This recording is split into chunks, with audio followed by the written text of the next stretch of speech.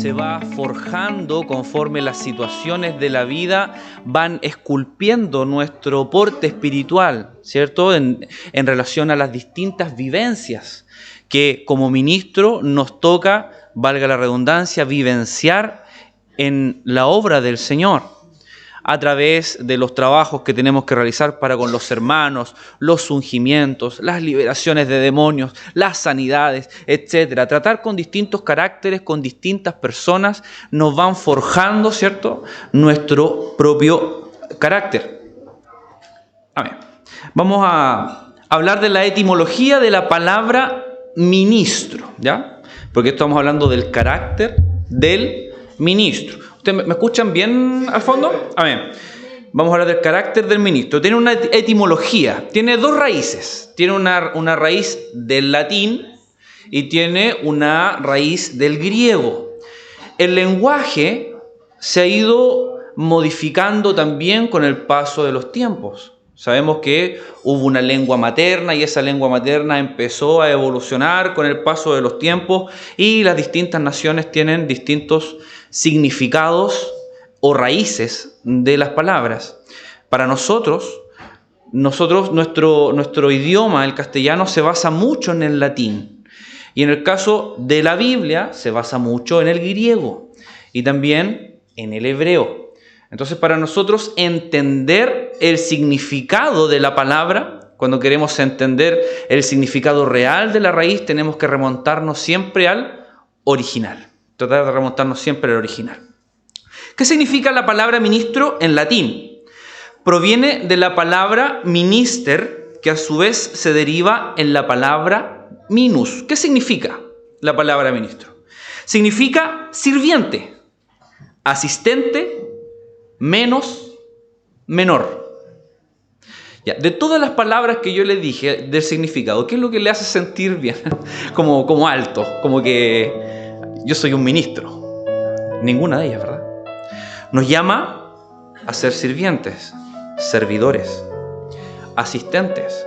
Va muy de la mano también de servir, poder asistir al que lo necesita, poder asistir al que está en problemas, al enfermo, al desvalido, al que está hambriento, al que tiene necesidad.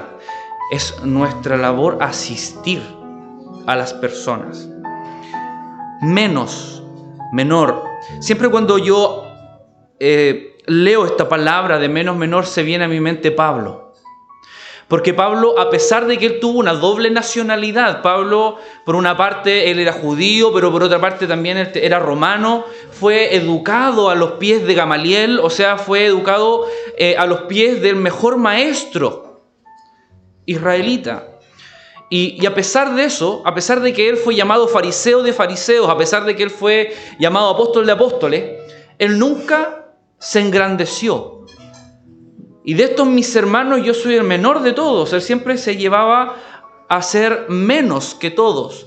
Por lo tanto, él había comprendido realmente el significado de la palabra ministro. Y del griego proviene de la palabra diáconos. ¿Ya? Eso es una palabra que, si nosotros la traducimos al diácono que nosotros conocemos, es exactamente igual, solamente que las letras van cambiando. ¿Y qué significa? Siervo, servidor, criado, ministro, apto para el servicio. Esos son los significados que tiene la palabra en la raíz del griego. O sea, una vez más nos muestra que la palabra ministro está ligada a la servidumbre, está ligado a la asistencia. Así que si me puede ayudar a pasar la tercera, por favor, mi pastor, que Dios le bendiga mucho. La siguiente. Amén. Tenemos que ministro también tiene una raíz hebrea. Vimos la raíz del latín, vimos la raíz griega y también tiene una raíz hebrea que viene del verbo sharat, que también significa servir, o del griego diaconeo, que yo lo acabo de leer también. Y aquí hay ejemplos que establece la Biblia en relación a los servidores que trabajaban en una corte real, según Primera de Reyes 10:5, los que servían, quienes ayudan a una persona de alto rango. En el caso de Josué, ¿cierto? Que Josué servía a Moisés. Eso lo podemos ver en Josué 1:1. Los sacerdotes y levitas que eran ministros de Jehová y atender sus tareas en el santuario, en el templo, que está en el libro de Ezequiel 44:11, Joel 1:9 y Joel 1:13. Y también los ángeles que sirven al Señor, ¿cierto? En Salmos 103:21 y 104:4. Siguiente, por favor. ¿Qué es el carácter, entonces? Porque ya vimos lo que es ministro, pero ahora tenemos que determinar qué es lo que es el carácter. Yo sé que esta es una hora difícil.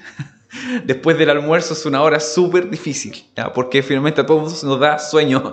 Sobre todo lo que estamos acostumbrados a la siesta después del almuerzo, ¿cierto? Nos da sueño. Pero luche con su carne y pueda el Señor, ¿cierto? Darle, poder despertar en relación a esto. ¿Qué es lo que es carácter? El carácter viene también de una palabra que se escribe muy similar. Si ustedes ven, también se escribe carácter, pero solamente que en vez de una C va una K. Que significa grabar. Esta voz en castellano nos habla del modo de ser peculiar o privativo de cada persona. El carácter es el modo de una persona, el modo de ser de una persona. Es la señal distinta de pensar y obrar de un ser humano que lo hace único. Se convierte en una creación original de cada individuo. Puede ser débil, puede ser fuerte, puede ser constante. Pero se necesita un carácter humanamente equilibrado y divinamente perfeccionado para los siervos de Dios. Entonces, cuando tenemos nosotros un carácter, siguiente por favor, tenemos que entender dos cosas. El carácter es parte de la personalidad. La personalidad podemos dividirla en dos áreas. Una que es el temperamento y otra que es el carácter. El temperamento es propio de la genética de cada persona, o sea, es heredable. Y al heredarlo es muy difícil modificarlo porque está puesto en nuestro ADN. Es como si nosotros quisiéramos cambiar, por ejemplo, nuestra huella digital. Pero cada uno de nosotros tiene su propia marca. Por eso que a pesar de que de una misma madre y de un mismo padre vengan, no sé, 9 hijos, 10 hijos, 20 hijos, o lo que sea, todos son diferentes. ¿Cierto? Ninguno es igual, a pesar de que vienen de la misma masandería, por así decirlo, ¿cierto? Son todos diferentes, todos tienen algo que los hace únicos. Y eso se va a ir moldeando conforme a las situaciones que va viviendo cada uno en su vida. Eso se va a ir moldeando con las cosas que le toca enfrentar, con las personas que les toca compartir. ¿Quiénes influyen en el carácter? Influye la familia, ¿cierto? Habitualmente el grupo familiar influye en mi carácter, pero además de eso influyen mis amigos, influyen mis compañeros de trabajo, influyen las personas con las que yo me relaciono, las personas a las cuales yo respeto. Esas personas van a influir dentro de mi propio comportamiento, van a ir influyendo en lo que es mi carácter. Entonces, la personalidad es el conjunto de rasgos que componen el temperamento y el carácter. Y el carácter es la manifestación del temperamento, es una reacción consciente, adaptable, es decir, se puede modificar y se puede moldear. ¿Por qué es importante que se pueda moldear? ¿Usted ha escuchado el término? Yo soy así. ¿Cierto? ¿Lo ha escuchado usted alguna vez? No, yo soy así no. Y no cambio, porque soy así. ¿Ya? Bueno, eso no es bíblico. No es bíblico porque finalmente lo que Dios hace en el hombre es moldearlo. ¿Cierto? Es moldearlo, lo cambia. Genera un cambio. Dios nos mueve de una criatura que éramos a una nueva criatura. Pero el paso no termina allí. Cuando Dios nos transforma en una nueva criatura, dice que nosotros debemos perfeccionarnos, debemos seguir perfeccionándonos, porque muchas veces tenemos la excusa es que nadie es perfecto. ¿Qué dice la Biblia? ¿Qué dice la Biblia? ¿Qué dicen los apóstoles? Varones, nosotros que somos perfectos. ¿O no lo dice así? Yo soy perfecto. ¿Sí? No lo dice así.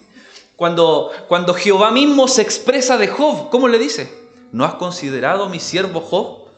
Varón perfecto, justo, recto. Ya. O sea, no es imposible para el hombre, ¿cierto? Porque muchas veces tomamos como ejemplo a Cristo. Pero todas las personas dicen, pero es que Él era el Hijo de Dios, por lo tanto Él es diferente a nosotros, no es tan humano como nosotros. Pero existen ejemplos en la Biblia de hombres que se definieron como perfectos. ¿Y por qué es importante que nosotros alcancemos esa perfección? Porque viene el arrebatamiento de la iglesia y dice la palabra de Dios que Él vendrá a buscarse a sí mismo. Hay corrientes que creen en el arrebatamiento, hay corrientes que no creen en el arrebatamiento, hay algunos que creen que es antes de la tribulación, otro que es durante la tribulación, otro que es después de la tribulación, y hay allí corrientes, ¿cierto?, que se agarran entre unos y otros buscando los argumentos que sean verdaderos, ¿cierto?, para poder determinar en qué momento es. Pero claramente la Biblia define dos cosas distintas. Uno, que será como ladrón de noche, vendrá como ladrón de noche. Y será en un abrir y cerrar de ojos.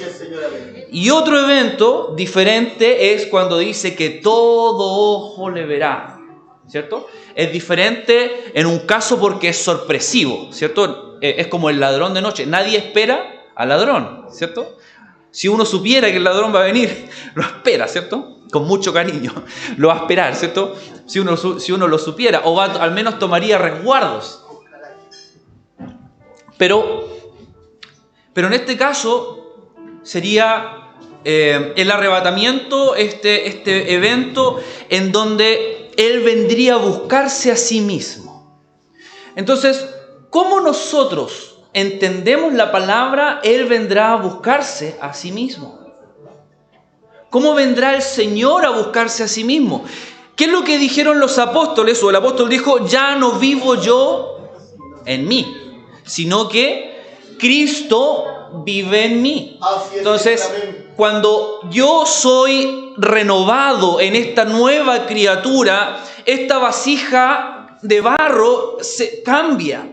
Y debo eliminar lo que está de mí, de esa vasija, y llenarme de lo que viene y proviene de Dios. Llenarme de Él. Por lo tanto, cuando Él venga a buscarse a sí mismo, vendrá a buscar a todo aquel que tenga su vaso lleno de Él. Porque finalmente es Dios quien hace la obra en el hombre. Porque cuando usted dejó de pecar, ¿por qué dejó de pecar? ¿Quién lo convenció de pecado?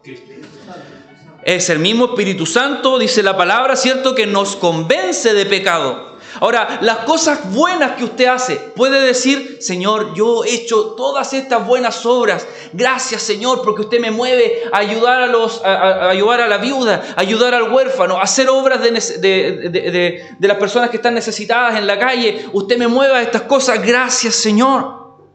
¿Y quién es el que entrega el querer y el hacer? ¿No es Dios mismo el que nos insta? Así es. ¿No es Dios mismo cuando uno va caminando en la calle el que nos insta a ir a bendecir a una persona? ¿O no es el Espíritu Santo el que nos insta de repente y nos manda a golpear la puerta de un hogar y decir, el Señor ha llegado a tu hogar y el Señor viene a sanar al que está enfermo? Amén. No funciona así el Espíritu Santo. No trabaja así el Espíritu Santo. Así trabaja. Gloria a Dios. Siempre recuerdo a uno de mis tíos, venía él en bicicleta y el Espíritu Santo viene y le dice, con tu sueldo, ve y compra tanto de harina, tanto de azúcar, tanto de fideos, y le dio una lista completa al Espíritu Santo de lo que tenía que comprar. Compró todo menos azúcar porque él se acordaba que en su casa tenía azúcar. Vino la prueba, vino la escasez. Adivine qué fue lo único que le faltó. El azúcar. Fue lo único que le faltó. Entonces, cuando nosotros empezamos a llenar nuestro vaso de Dios, empezamos a abrirnos a un mundo diferente, a un mundo en donde yo no debo tener el control absoluto. Estamos poco acostumbrados a soltar el volante de nuestra vida. Y el Señor, cuando nos llama, lo que nos quiere decir, yo quiero manejar tu vida, yo soy el que quiero conducir. Yo soy el que quiero conducir tu vida. Yo soy el que te quiero dirigir. Yo soy el que te quiero formar. Ya no irás donde tú quieres ir. Ya no harás las cosas que tú quieres hacer. Ahora te moverás por mi voluntad. Y yo te voy a enviar. Y yo te voy a mandar al lugar donde tú tienes vergüenza. Al lugar donde tú no te atreves a ir. Allí yo te voy a mandar. Así es. Gloria a Dios. Entonces el Señor nos empieza a moldear. Por una parte empezamos, hoy día hay, no sé si pasará solamente en nuestra generación o pasó en las generaciones anteriores, hay un conflicto perpetuo entre los que estudian teología y los que se consideran espirituales. Por un lado están los que estudian la teología y miran en menos las obras del Espíritu Santo porque... y todo lo dudan, todo lo ponen en duda. Y por otro lado están los que todo lo espiritualizan, ¿cierto? Y también miran con recelo a los que estudian. Pero la palabra de Dios nunca los ha tenido separados, siempre han sido una sola cosa. La palabra de Dios es espíritu. Por lo tanto, el hecho de que nosotros estudiemos la palabra, tenemos que estudiarla en el Espíritu. Tenemos que buscar en el Espíritu las cosas de Dios. Porque si no tengo espíritu de discernimiento, ¿cómo voy a discernir lo bueno de lo malo? Las cosas que son espirituales, yo debo ser capaces de discernirlas. Porque si no, nunca voy a dejar la puerta para que Dios entre a mi vida. Siempre voy a ser yo el responsable de conducir este vehículo que Dios ha entregado para mí. Por lo tanto, ¿es importante el carácter? ¿Podríamos decir que es importante el carácter? ¿Es importante para el ministro de Dios el carácter? O sea, si es importante para alguien del mundo, para un ser humano común y corriente, es importante ejercer el carácter, ¿cuánto más para un ministro de Dios? Es importante poder tener un carácter conforme a lo que Dios quiere de nosotros. Es por eso que los siervos del Señor pasan por distintas pruebas, porque el Señor nos está forjando. ¿Qué es lo que dijo Job? A pesar de ser un hombre justo, recto, perfecto, definido por Jehová. Jehová lo definió como varón justo, perfecto y recto. Pero aún así, al pasar toda su prueba, Job, al terminar esa prueba y mirar en retrospectiva lo que él había pasado, él dijo: de oídas te había oído, mas ahora mis ojos te ven. Así es. Entonces, cuando yo entiendo algo conceptualmente, eso no forja mi carácter. Lo que va a forjar mi carácter es vivenciar lo que Dios me quiere pasar. Y el Señor me lleva a la enfermedad, el Señor me lleva a la escasez, el Señor me lleva a una u a otra situación para ir moldeándome, para ir forjando el carácter. Siguiente, por favor. Vivimos en un mundo que padece una verdadera carencia de hombres de carácter firme. Cuando yo hablo de hombres y mujeres de carácter firme, estoy hablando de personas de una sola línea. Y la palabra de Dios lo manifiesta así: que tu sí sea sí, que tu no sea no, que no seamos hombres fluctuantes, hombres cambiantes en relación a ejercer nuestro carácter, al poder ejercer nuestro llamado, al poder ejercer el ministerio. En estos tiempos de verdadero adelanto intelectual y de palpable degeneración moral, en los cuales la piedad naufraga o se debilita precisamente por las crecientes y continuas manifestaciones de la maldad. Preciso es dignificar el carácter. Preciso es que ante todo comprendamos que moralmente hablando el hombre es ante Dios y ante los hombres, de buen sentido, lo es su propio carácter. Preciso es que nos percatemos de que el carácter está sobre todas las cosas. Por lo tanto, para Dios el carácter es determinante. El carácter del hombre de Dios es determinante. El carácter del ministro de Dios es determinante. Entonces, cuando el Señor nos forja y cuando el Señor trabaja en nuestra vida, va a moldear nuestro carácter. Aun cuando nosotros tenemos que parecernos a Cristo, porque finalmente nuestro carácter tiene que tender a parecerse al carácter de Cristo, aún así nosotros no vamos a ser iguales. Aún así el carácter de mi pastor Roberto va a ser diferente al de mi pastor Juanito, el del pastor Juanito va a ser diferente al del pastor Luis. Todos vamos a tener un carácter diferente, pero debemos converger en el carácter de Cristo. Porque los apóstoles incluso preguntaron, ¿y cómo yo he de conocer a los suyos que van a venir? Por sus frutos los vas a conocer. Por lo tanto, así como un hermano se conoce por sus frutos, así también nosotros seremos conocidos por nuestros frutos. Demos glorias al Señor. Amén. Gloria a Dios, gloria a Dios, gloria a Dios para siempre. Amén. Amén. Tome asiento, para que no se me vayan a quedar dormidos. Ya, pasamos a la siguiente diapositiva. ¿Qué nos dice la Biblia al respecto? O sea, ya estamos pensando, pasamos por la etimología del carácter, pasamos por el significado de la palabra del carácter, por el latín, por el griego y por el hebreo, y llegamos a la conclusión que somos esclavos de Cristo, somos sus siervos, somos servidores de Cristo, somos y estamos destinados a servir, a prestar ayuda, a poder asistir al que lo necesita. Para eso el Señor nos ha enviado. Entonces, muchos tienen la imagen del pastor como la persona únicamente que manda, que está arriba de todo, ¿cierto? Y que tiene como una autoridad diferente. Y efectivamente, sí, el Señor le da la autoridad porque es la cabeza de la iglesia. Sin embargo, el carácter del ministro debe ir orientado a asistir al necesitado, a poder servir, ¿cierto? A los miembros de su congregación. Y no solamente los miembros de su congregación, sino que todo aquel que lo necesite. Entonces, ¿qué nos dice la palabra de Dios al respecto?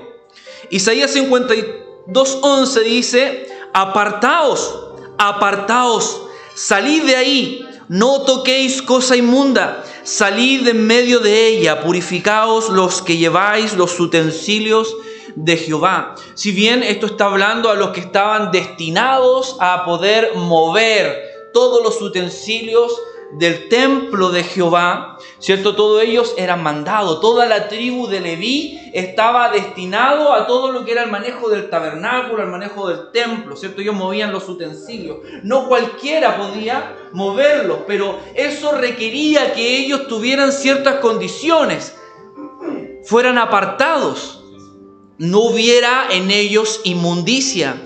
Y no solamente en ese sacerdocio, ¿cierto?, que ellos ejercían, sino que también es para nosotros. Nosotros también debemos mantenernos apartados de toda inmundicia. Los diáconos asimismo, en 1 Timoteo 3, 8, 9, los diáconos asimismo deben ser honestos, sin doblez, no dados a mucho vino, no codiciosos de ganancias deshonestas, que guarden el misterio de la fe con limpia conciencia. ¿Qué es lo que es la conciencia? Bueno, muchos de ustedes a lo mejor vieron Tom y Jerry, ¿cierto? Esos monitos animados de Tom y Jerry. Cuando Tom quería hacer algo malo, le salía por un lado un diablito y por el otro lado le salía un angelito. Y el diablito le decía: no, hazlo nomás, hazlo nomás, anda y hazlo nomás. ¿Y qué es lo que le decía al angelito? No, tú no puedes hacer eso, eso te va a hacer mal. Ya, ok, eso es un ejemplo de la batalla de la conciencia. La conciencia siempre nos va a empujar o nos va a llevar a hacer lo correcto delante de Dios. Y parte de nosotros va a ser el trabajo, ¿cierto?, de que está ahí susurrando el enemigo, pero si nadie se va a dar cuenta, nadie lo va a saber, ¿cierto? Hay una lucha ahí entre la conciencia, entre el angelito y ese diablito que está batallando dentro de nuestra conciencia. Pero nosotros debemos ser hombres y mujeres íntegros delante de la presencia del Señor. Como esa mujer de Potifar, ¿cierto?, cuando trató de tentar allí a José, ¿cierto?, y él no No quiso porque su Señor lo estaba mirando. Debemos entender